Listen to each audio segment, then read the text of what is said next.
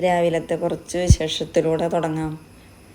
ഇന്ന് രാവിലെ മസാല ദോശയാണ് ഉണ്ടാക്കാനായിട്ട് ഉദ്ദേശിച്ചത്. തലേദിവസമേ അത് തീരുമാനിച്ചിട്ടുണ്ടായിരുന്നു മസാല ദോശ വേണമെന്നുള്ളത്. അപ്പോൾ അതിന് ആവശ്യമുള്ള സാധനങ്ങളൊക്കെ ഞാൻ എടുത്ത് വെച്ചിട്ടുണ്ട്. ഉരുളക്കിഴങ്ങ് കുറച്ച് ഉപ്പിട്ട് പുഴുങ്ങി ഉടച്ച് വെച്ചിട്ടുണ്ട്. ഇനി അത് വേഗം ഒരു മസാലയാക്കി മാറ്റാം.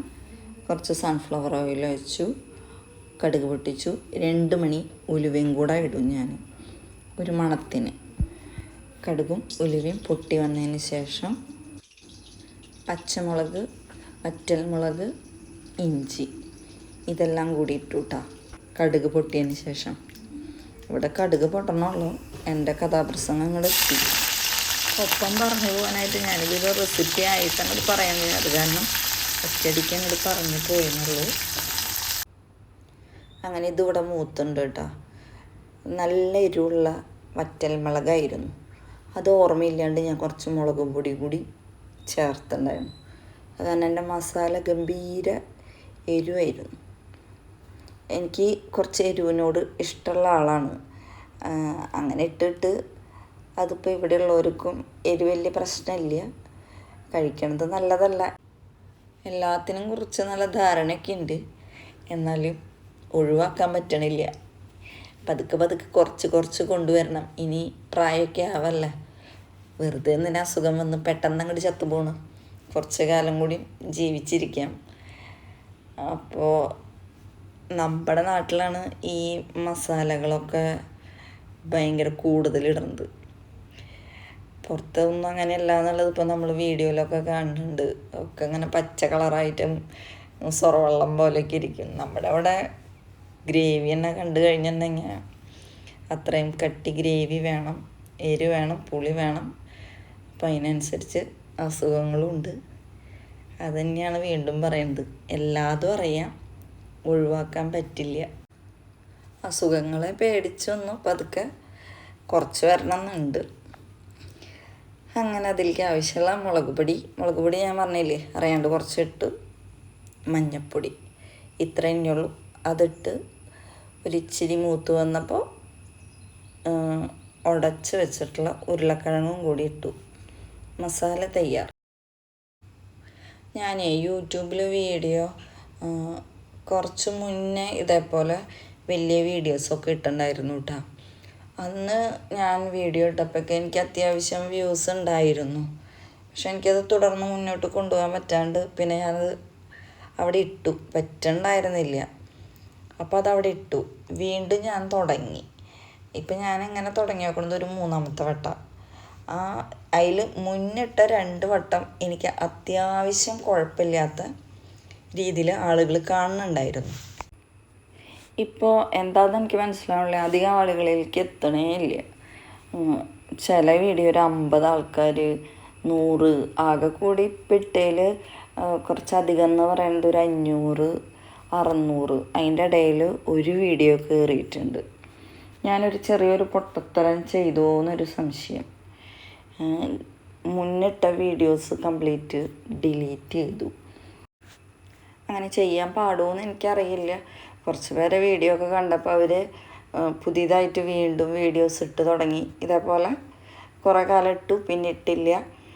അത് കഴിഞ്ഞ് പിന്നെ പഴയ വീഡിയോകൾ ഡിലീറ്റ് ചെയ്ത് ഇടുന്ന ആൾക്കാരെ ഞാൻ കണ്ടു. അത് വെച്ചിട്ട് ഞാൻ ചെയ്തതാണ്. പക്ഷെ അതിന് ശേഷം എനിക്ക് വളരെ മോശമാണ്. അല്ല, എന്ത് മോശമായാലും ഞാനിതായിട്ട് തന്നെ മുന്നോട്ട് തന്നെ പോവും.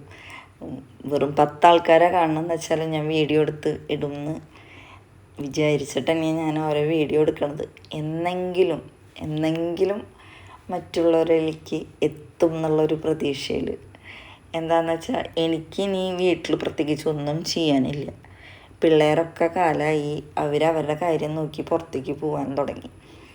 പഠിത്തത്തിനും അതിൻ്റെ ഭാഗമായിട്ട് ജോലിക്ക് അവർ പോകാൻ തുടങ്ങി.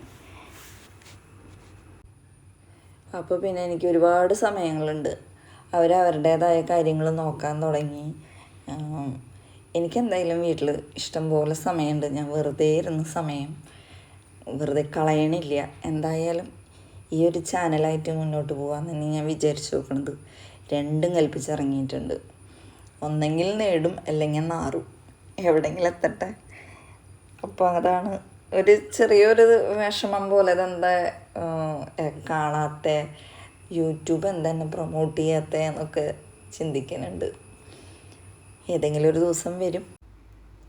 ഇന്ന് വരാന വീഡിയോ എടുക്കാനായിട്ട് എനിക്ക് കിട്ടിയിട്ടാ. മോനൊന്നും കിട്ടാറില്ല. അവൻ ക്ലാസ് പിന്നെ പാർട്ട് ടൈം ജോലിക്ക് പോകുന്നുണ്ട്.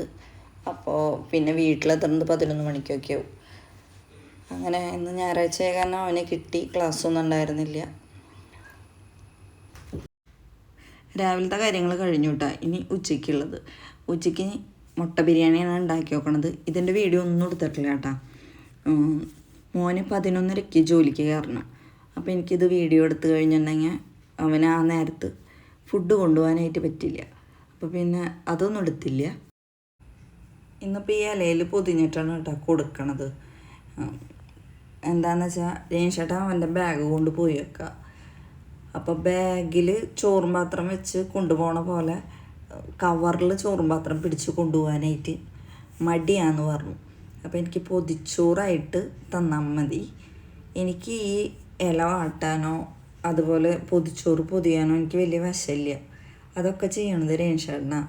ആളില്ലാത്ത കാരണം ഞാനൊരു ശ്രമം നടത്തി നോക്കിയതാണ്. പക്ഷെ പാളിപ്പോയി. ഇലയൊക്കെ പൊട്ടി. കൊടുക്കാൻ ഫുഡൊന്നും കൊണ്ടുപോയില്ല. ഉച്ചയ്ക്ക് ഇങ്ങോട്ട് കഴിക്കാൻ വരാമെന്ന് പറഞ്ഞു. എത്ര പരാക്രമം അടിച്ചുണ്ടാക്കിയതാണെന്നറിയോ. സാരില്ല, പോട്ടെ. ഹൈലൈറ്റ് മാളിലാണ് കേട്ടോ ജോലി. അപ്പോൾ ഒരു 10 മിനിറ്റ് നേരത്തെ കാര്യമുള്ളൂ. വന്ന് ഭക്ഷണം കഴിച്ചിട്ട് പോവാം. ഇത്ര വലുതായിട്ടും മാറാത്തൊരു സ്വഭാവമാണ് ചോറ് വാരി കൊടുക്കുക. അത് ഇവന് മാത്രമേ ഉള്ളൂ കേട്ടോ ആ ഒരു സ്വഭാവം. രണ്ടാമത്തെ ആൾക്ക് അതില്ല. ചെറുപ്പത്തിലേ എങ്ങനെയാണ് അവൾ സ്വന്തമായിട്ട് വാരി കഴിക്കും. പക്ഷേ ഇവ അങ്ങനെയല്ല, വാരി കൊടുക്കുക തന്നെ വേണം അവന്. അപ്പോൾ ഇത്രയേ ഉള്ളൂ. ബൈ.